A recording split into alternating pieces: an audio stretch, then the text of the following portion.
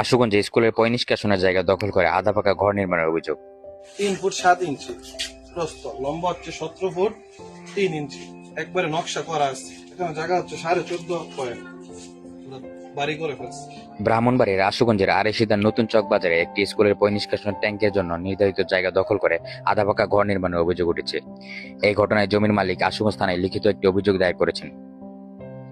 জমির মালিক হেলিম সর্দারের ছেলে মাসুম বিল্লাহ জানান, তার বাবা 2006 সালে 4.5 শতাংশ জমি ক্রয় করেন। এর মধ্যে 4.25 শতাংশ জায়গায় আরাশিদা ফুলকুরি একাডেমি নির্মাণ করা হয় এবং বাকি 25 জায়গায় স্কুলের পয়ঃনিষ্কাশন ট্যাঙ্কের জন্য রাখা হয়। তার অভিযোগ, প্রতিবেশী জজমিয়া ওই সংরক্ষিত জায়গা দখল করে প্রথমে একচালা ঘর নির্মাণ করেন।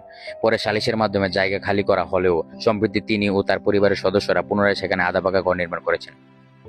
এই ঘটনায় তার বাবা হেলিম সর্দার বাদী হয়ে জজ মিয়া, তার স্ত্রী ইন্তিজা বেগম এবং 2 ছেলে উজ্জ্বল আহমেদ ও কাজল আহমেদের বিরুদ্ধে থানায় অভিযোগ দায়ের করেন। আমাদের এই জায়গাটা আমাদের কিনা 4.5 শতক। স্কুল দিয়ে রাখছি 4.25 আর 25 পয়েন্ট হচ্ছে ওই পাশে টাঙ্কির জন্য। স্কুল 2006 সালে আমাদের জায়গা কিনা, আর 2009 সাল থেকে স্কুল চলতেছে। তো 1/11/2024 সালে আমাদের টাঙ্কির জন্য যে 25 পয়েন্ট জায়গা ওরা আমাদের পাশের লোকই দখল করে ফেলছে, জজমিয়া, যার পুরি জজমিয়া। তখন গ্রাম্য সালিশের মাধ্যমে আমাদেরকে জায়গাটা, আমার টাঙ্কির জায়গাটা দেওয়া হয়েছিল।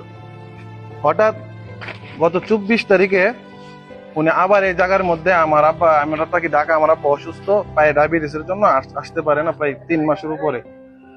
হঠাৎ আব্বা ফোন দিছে যে কিরে আমাদের জায়গা তো দল করে বিল্ডিং করে লাগছে। আরে কেমন কি, প্রায় 27 দিন আগে আইসা চাইয়া দিয়ে কি এখানে সাইড ওয়াল দিয়ে বিল্ডিং করে ফেলছে। তা আমার টাঙ্কির জায়গা কই? তা ওরা বলতেছে এখনো তার জায়গা নেই, সেই দেখিরা। তখন আমরা থানায় একটু অভিযোগ দিই, কাগজ দলিল টলিল সে হচ্ছে অভিযোগ। এসআই জাফর স্যারের কাছে অভিযোগ দিই, উনি ইনকোয়ারি করেও গেছে।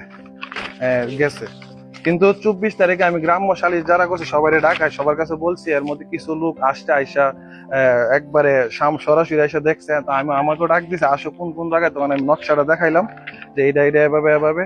তখন ওরা আমাকে অযথা গালাগালি, এই সে, আমার আব্বা ট্যাঙ্কে টেলিফোন জায়গা নেই, পারলে দখল করতাম। গ্রাম্য সালিশ যারা ছিল তারা সবাই আছে। তিনি আরো দাবি করেন, অভিযুক্তরা এর আগেও এক প্রতিবেশীর কাছে 10 লক্ষ টাকা চাঁদা দাবির মামলায় কারাগারে গিয়েছিলেন। ওরা যে চাঁদাবাজ, অলরেডি ওদের নামে একটা মামলা আছে। এর জন্য উনি অনেকদিন জেল হাইটাইছে। চাঁদাবাজ এই জায়গায় যে হ্যাসিং চলতেছে, জায়গাটা যাতে উদ্ধার করে দেয়। জায়গাটি দখল হয়, স্কুলের পয়ঃনিষ্কাশন ব্যবস্থা বন্ধ হয়ে পাঠদান ব্যাহত হচ্ছে বলে অভিযোগ করেন হেলিম সর্দারের মেয়ে ইন্নাকা বেগম। এখন আমরা স্কুলটাও বন্ধ, স্কুলের বাচ্চাটিও পড়াশোনা করতে পারতেছে না।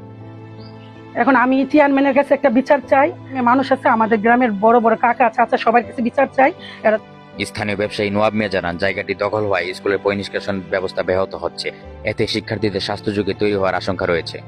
পানির ব্যবস্থাটা আসলে আমি জানি, মনে করেন স্কুলের সামনে তো একটা ডিন আছে, হিলিম সর্দারের জায়গার উপরে একটা গড় উঠাইছে, উঠানের পরে তার স্কুলটা চালাইতে গিয়া মহিলা যাইতে গিয়া হইতে গিয়া খুব সমস্যা হইতেছে।